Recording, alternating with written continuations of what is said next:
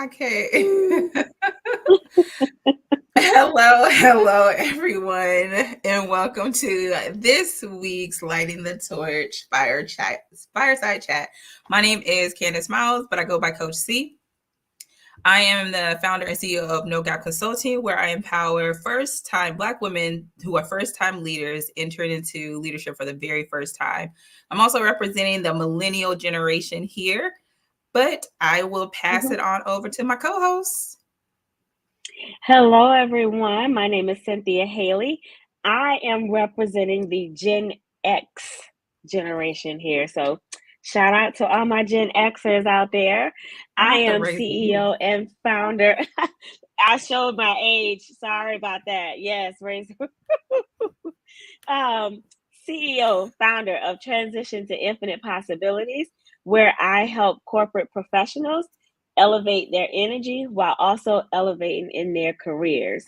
So, Candace, let's take a minute to just introduce our platform. Why don't we? Yes, for those who have not joined and this is your first time joining, Lighting the Torch is where we take our different perspectives. As you heard, we said that we are representing each generation, but we take our generational perspectives and we just have a dialogue, an authentic conversation about a topic. And at the end, we provide our perspectives while lighting each other's torch, not just our torch, but other generations' torch as well. Awesome. And so, our topic today is managing mismanagement when you lose because the boss failed. So, what does that mean? I'm pretty sure there's someone out there who has experienced a time when you sat back and thought, gosh, if my boss would have done X, I wouldn't even be in this position. I wouldn't be in this predicament. Or why did my boss go and do this and now I'm paying the price? I'm pretty sure that could resonate with a lot of people. If it's you, drop a comment, let us know, maybe hit the like button, let us know if that even resonates with you. But I'll tell a quick story about my own personal experience when I feel like this happened to me. Years ago, several years ago, I had a situation where my boss overpromised with the expectation that I deliver. And I didn't know about this overpromising until it was time to deliver. Not only was it an overpromise, but it was also misleading to the person expecting this outcome. And so here we are in this predicament where I'm not able to produce because one, it's not true what we're able to do, and two, it was just simply over stating what was possible, right? And it put me in a really uncomfortable position. And as an employee, it started to make me feel like I'm the failure, or the stress is now sitting on my shoulders. Like, what am I going to do? Is this going to fall on me? Am I going to be the one to blame? What's going to happen? These environments where you just don't know which shoe is going to drop and when. And, fast forward, let me just say this, it was a pretty rough ride, and I'll just leave it at that. But what I will say is it left me in an uncomfortable position, both mentally as well as, just trying to do my job. And I'm pretty sure a lot of folks can resonate with those types of situations. What about you, Candace? What are your thoughts on the topic? Yeah, like when it comes to, like you said, I think all of us have gone there, have been in a situation where we were provided feedback or the expectations may have not been very clear, or we were speaking different. I always say speaking apples and oranges whenever you're talking with your boss, but it ends up putting you in a situation where you low key get a little bit frustrated because the feedback that you probably received for you and your situation probably was mostly negative. Correct. And so now your confidence, your productivity probably went down from receiving that mismanagement. And so I want to ask, like, did your boss, did they Mhm. acknowledge that they made the Of error, course not. or No, of course not. So I'll tell you what worked for me in this situation and could potentially work for someone else in this situation. The old phrase, dotting your I's and crossing your T's, right? And document, document, document. So for me, when I could see the writing on the wall, like this is going to go left because this person made a epic fail, but of course did not want to own any accountability with it. So it's like, who could take the fall? And in this particular situation, once I saw the writing on the wall, I started documenting everything. You know, if I was asked to do something, I would document it via email. Here's what happened. Here's why. Here's the status. Here's this. And in this particular case, it was being proactive versus Mhm. reactive, right? And so a shoe did drop, but it wasn't me. They ended up finding another set of feet for this shoe to drop. That's just how it was, because there was no Mhm. accountability. So That's you have to, when you find yourself in these types of situations that do feel somewhat, toxic, right? You have to Mhm. CYA. You got to cover yourself and always document. But one of the things I'll also say is a lesson learned for me there is don't wait for it to become toxic to just document your work, right? You should do that Mhm. at the onset. Always keep a See, paper trail, track what you're doing, communicate effectively, both verbally and written. see, and for me, it's just having to document everything, when in reality, that, like, you hit the nail on the head when you said accountability. And that's a part of being in Hmm. leadership, is taking accountability whether you are right, because you're definitely going to take accountability when you have the wins. You also have to take accountability when you have Hmm. those losses as well, because that helps your team trust you, understand that you're human, give them the permission Right. for them to fail. But the documentation, I remember having to do like the same thing, where I had like this executive leader, where one Hmm. minute they would say one thing, and then a couple days later they would say no, and honestly, they would try to convince, they were very convincing to themselves that this was what they said that day, a couple days ago, and it was like, no. But it wasn't just me, it was a whole bunch of, like, it wasn't just me, it was all my peers, other people that were in Hmm. other departments, where it had gotten to that point. But where does so question I have for you is, how would myself as an employee hold my boss Hmm. accountable outside of the documentation, because that would be a lot of work.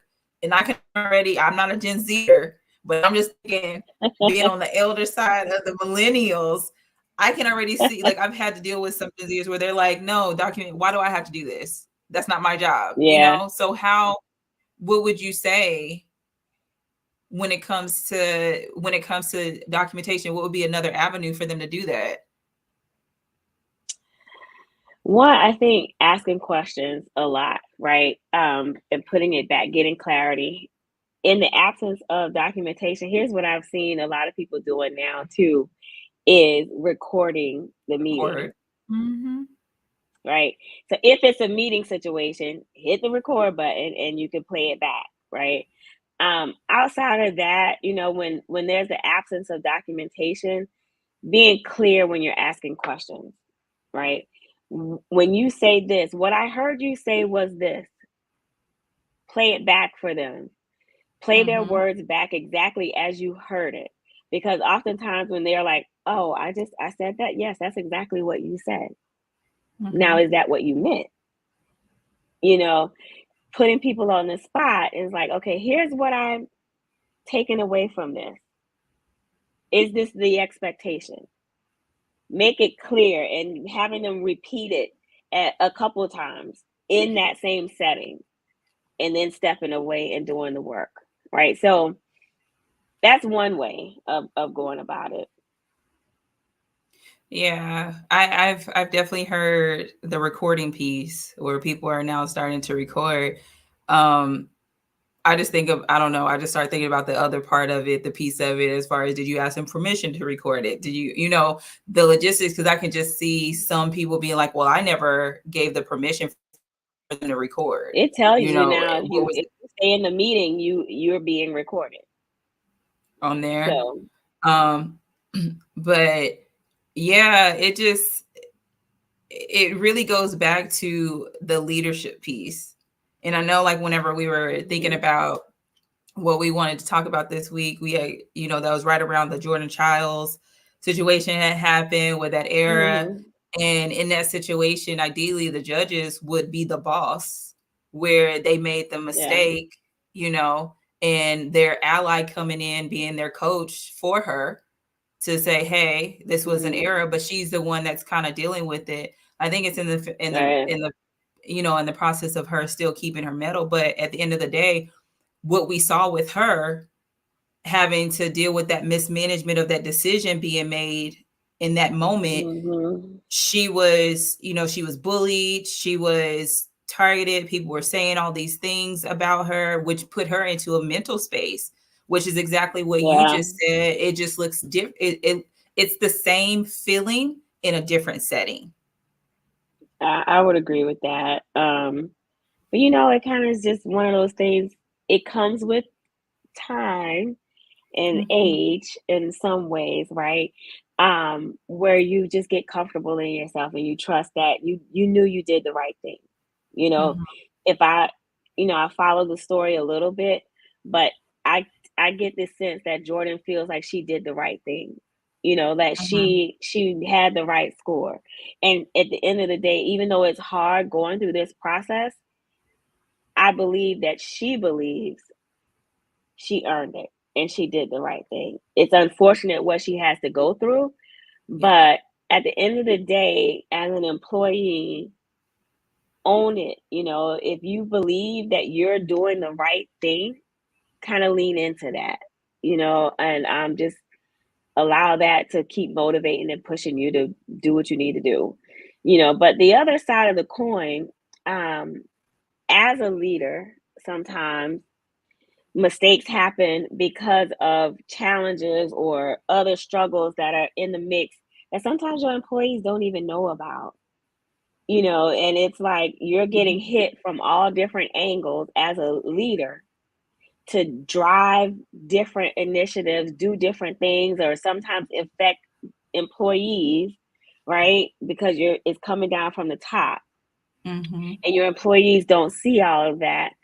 But there will come a time when, as a leader, you drop one ball and you got like five of them in the air. And that one ball that you drop affects the team. All the team sees is that you failed, and now I got to clean up the mess. It's that part. It's Mm-hmm. like you said, the other side of things, because as I've definitely matured in leadership, I recall like a situation where I was sitting there in a meeting and I completely explained this process wrong. And then to rectify that, I was like, you know what? I'm gonna have the person that's in this department come in and actually explain it correctly. And so to make sure, like, was setting the proper expectations with that initiative that was being set for them, having them bring it in there. But like you said, it's that grace where they only see like, oh no, this is what happened. Well, if you actually look at the bigger picture of things, Mm-hmm. this could have been worse than what it was if I didn't recognize, like, you know what, I didn't do this correctly. Let me go ahead and have them come in and actually do it Mm-hmm. correctly. But it was like, oh well, this expectation was set, but they explained it wrong. But I also too Right. brought the expert in to explain it right. So where's Mm-hmm. that grace when the mixed management does happen in the era? You do have that leader that does take accountability and recognize that. Right. I would say employees, hey, give your leaders some grace. They're human too. Don't put them so high on a Mm-hmm. pedestal that you don't think that they're ever going to make an error, because we're human. We're dealing with life and we're dealing with Right. work, just like you all.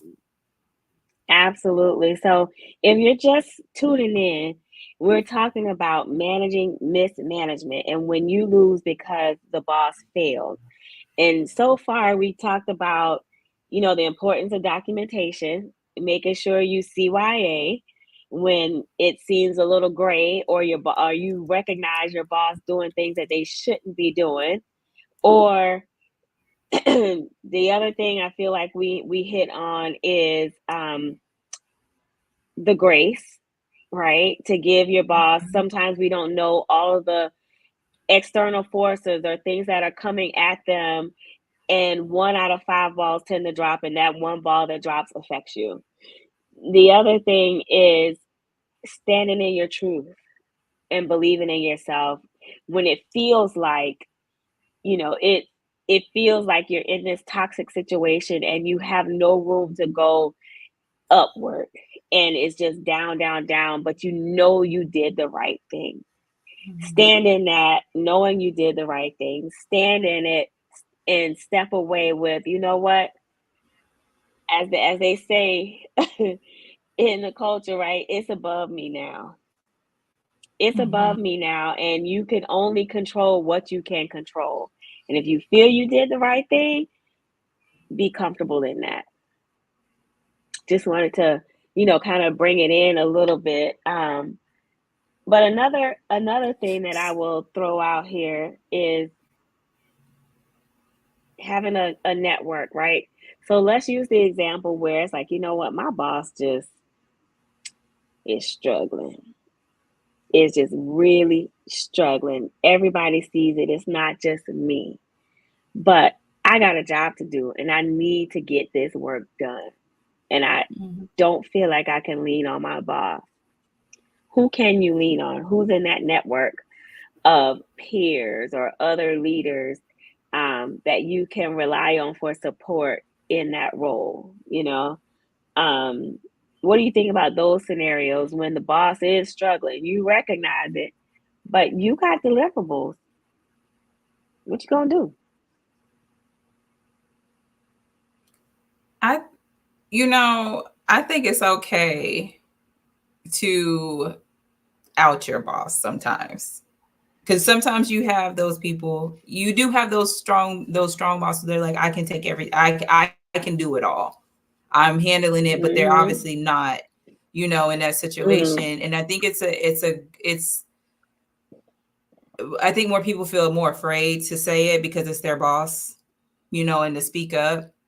But in the sense of that, it's like, well, it's either you take the full fault of it, or I know some people will probably just throw their boss underneath the bus, and let that bus keep on rolling.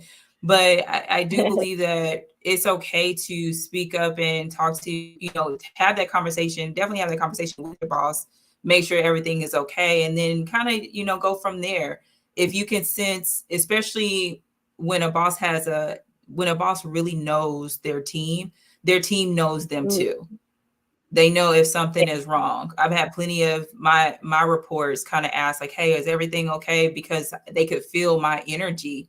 You see, I put that little in there Yeah. for you. They could feel I my see, I see, I energy, see.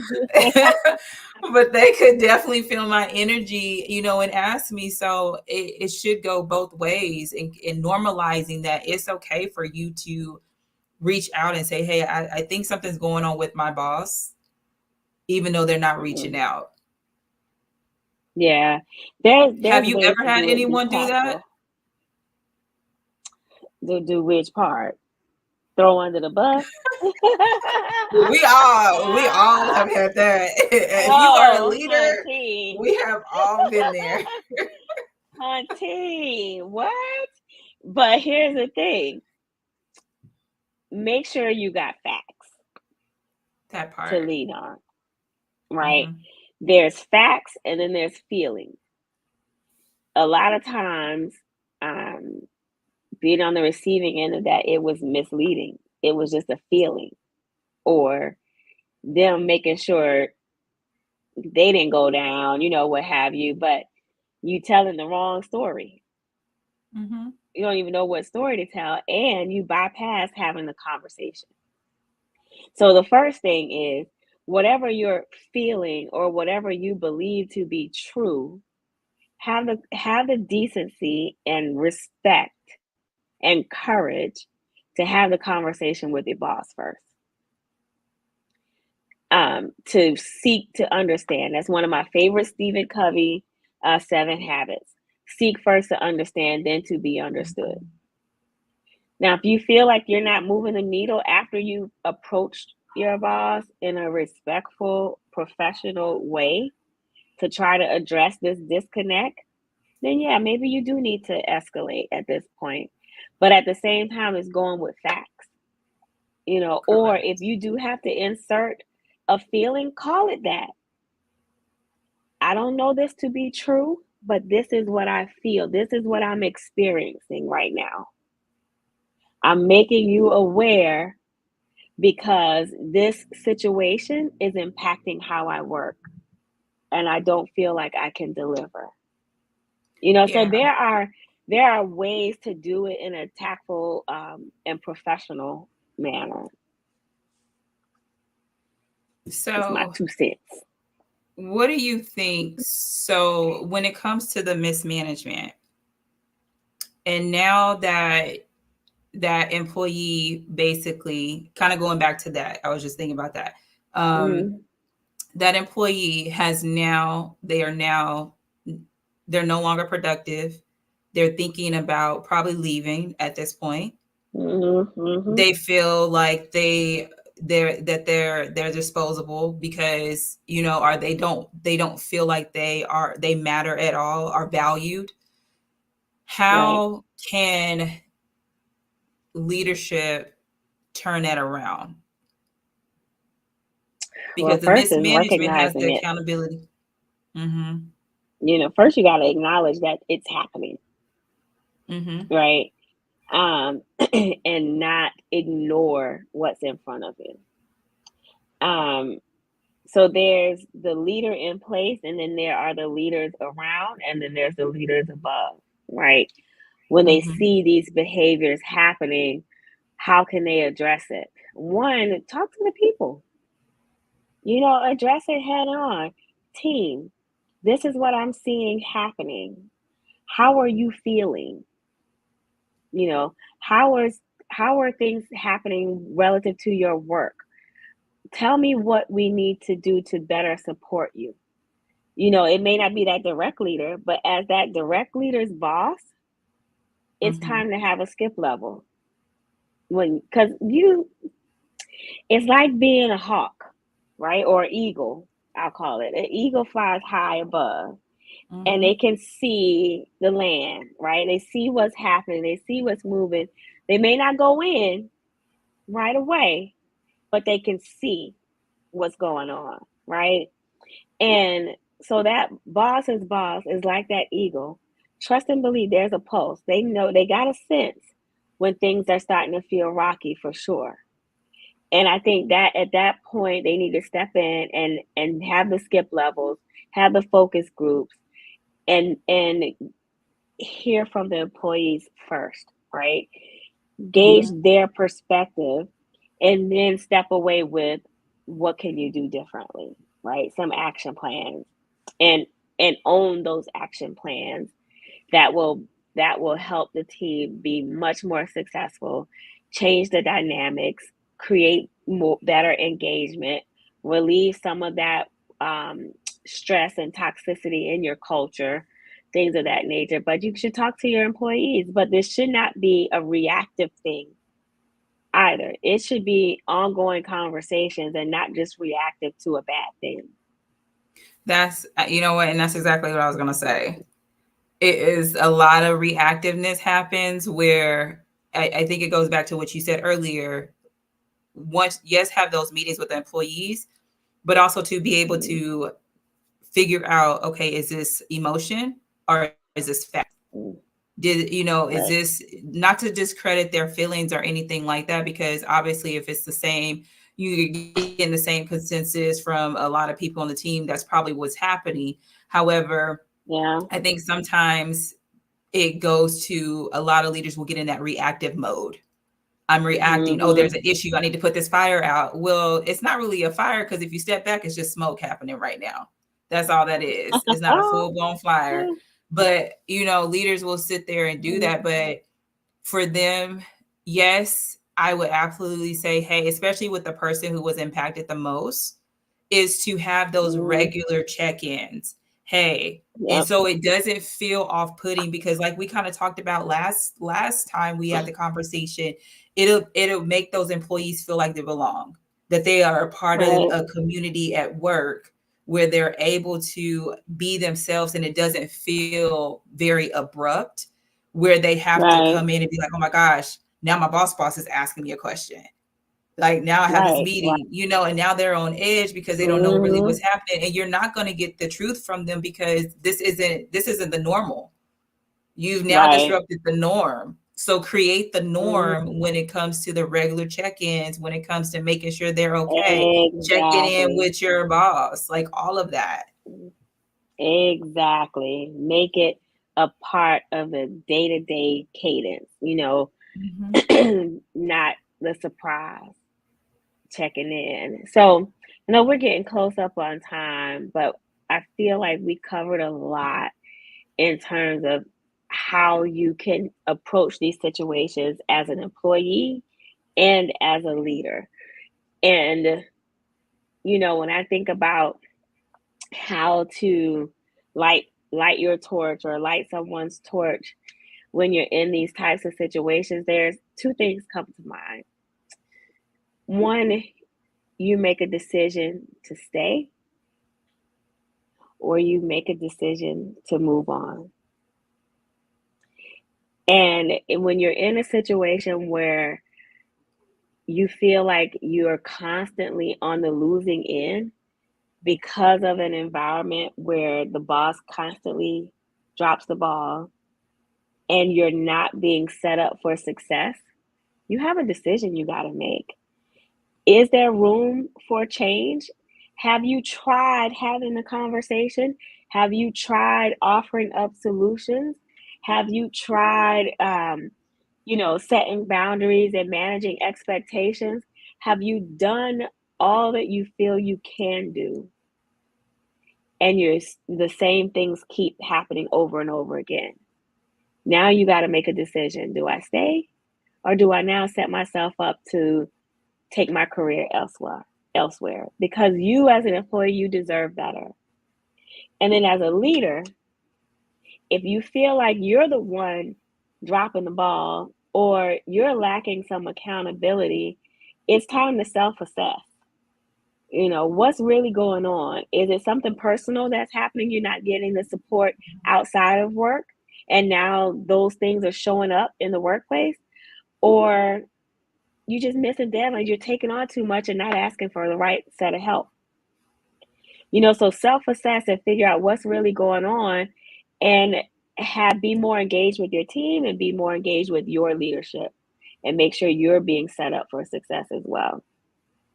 That would be my lighting the torch. What you got, Candace?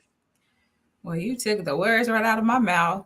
um, I would sit there. I was like, "Oh, was she talking to the employees? I hit the leaders up, and then you hit the leaders." I said, "Well,"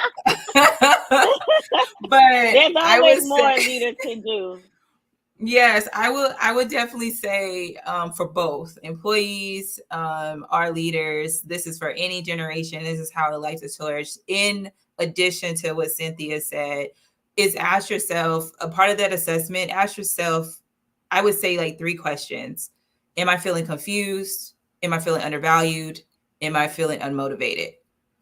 When did I start feeling that way?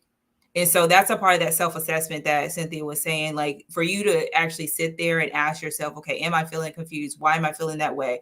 Oh, I was unclear because my boss told me this, but then they came back and said Right. this, because it could just be a trickle effect where you Mm. were confused as a leader, but you pass it on to your team, and now that person is even more confused. So a part of Right. that self-assessment, those are three questions I know I used to ask myself personally. And I would Mm-hmm. go back and say, okay, when did I start feeling this way?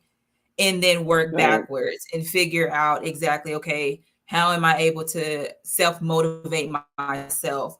Because Cynthia is right. You do have a decision to make. It's either you stay or you go. But don't make that decision off of emotion. Make it off of, hey, Mm-hmm. I've done this self-assessment and this is not something that can be rectified before making that decision, Right. because we all see the job market right now. Okay. Absolutely. So don't make that rash decision to do that.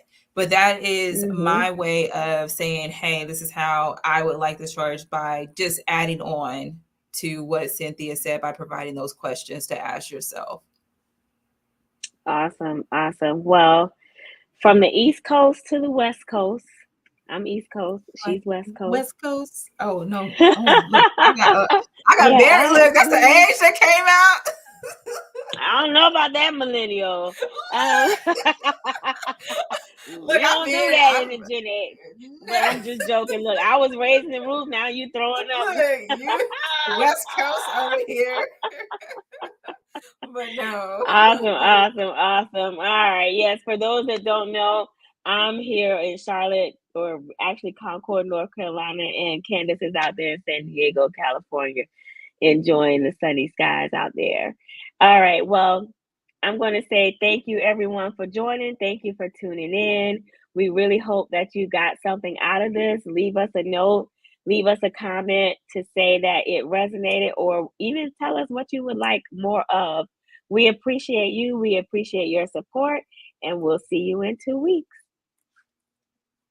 Bye. All right.